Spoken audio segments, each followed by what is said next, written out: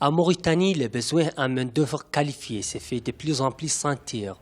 Nombreux sont les chantiers sur lesquels l'activité est au ralenti depuis une semaine.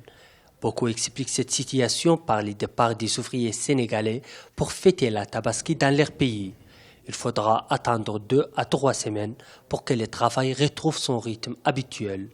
La communauté sénégalaise est très importante en Mauritanie. Selon les statistiques, elle représente environ 40% des étrangers vivant dans les pays. Les étrangers contribuent quand même au développement des pays. Je vais prendre l'exemple précis des Sénégalais, qui sont là assez nombreux par l'effet de la proximité des deux pays, parce que c'est des pays riverains. Les Sénégalais sont assez nombreux et ils travaillent dans divers domaines d'activité.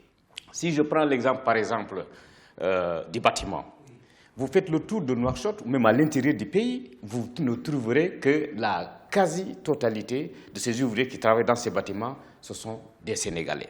Face au déficit de main-d'œuvre qualifiée, les pouvoirs publics ont mis en place des réformes du système éducatif en valorisant la formation professionnelle. Ceci permettra de limiter le taux de chômage des jeunes qui dépassent les 14%. On fait toujours recours à nos amis voisins, soit sénégalais, soit marocains, soit algériens, pour répondre aux besoins du marché de l'emploi qualificatif. Et pour les nationaux, il y a très peu. Je peux te dire qu'il y a très peu. Et nous souhaitons que vraiment l'État regarde.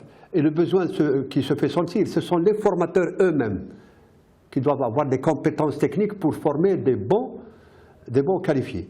Convaincre les Mauritaniens d'exercer les métiers manuels demeure une tâche difficile. Il convient aujourd'hui au gouvernement de mettre en place des initiatives devant encourager les jeunes à se diriger vers cette filière.